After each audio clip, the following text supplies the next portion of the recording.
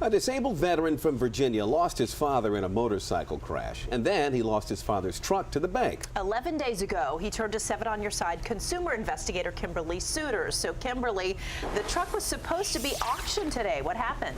Allison, we literally just saved that truck from auction at the 11th hour. Now, 1 month ago, J.R. Altop from Fredericksburg tried to pay the bank to keep his father's truck from going to auction in the first place, but he ran into one dead end after another.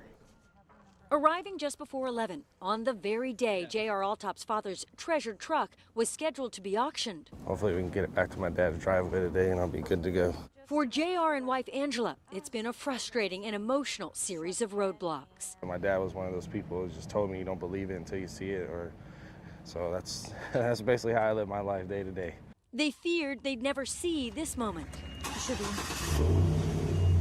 The truck the bank repossessed, towed right out of their deceased father's driveway. That beauty sound. This was 52-year-old James Altop Sr.'s prized possession. The 25-year veteran of the Marines died in a motorcycle crash in August. JR says the bank promised they wouldn't take it, but in November, Wells Fargo did and wouldn't take a check from Altop to pay off the loan. Anything that meant a lot to him meant a lot to us, period. In December, Altop asked 7 on Your Side to intervene. We contacted Wells Fargo's corporate communications, which postponed a January 1 auction date and pledged to find an easy way Altop could pay.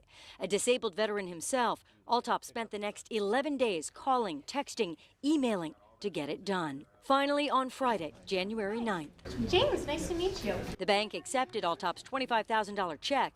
The corporate office fast-tracked clearance and lifted the repo lockdown on the truck. How's it feel? I feel like I'm with Dad again, honestly. Oh. And by 1:30 in the afternoon, 5 months and 1 day after a son lost his father, he had a piece of him back. I wouldn't be able to have this back without you guys. The ride back to Fredericksburg, not as lonely as it has been. I feel like me and my dad are back together, back in the saddle again. Now, 7 on Your Side asked Wells Fargo what can be done to prevent this kind of runaround. The bank representative says first and foremost, it helps to have a will. Also, if customers run into red tape, take careful notes, write down names, phone numbers, document your experience, and try to identify an advocate along the way, someone within the organization you're dealing with who can really help you navigate the process. And if all that doesn't work, 7 is on your side. Leon, back to you. Hey, we're always there. Nice work, Kimberly.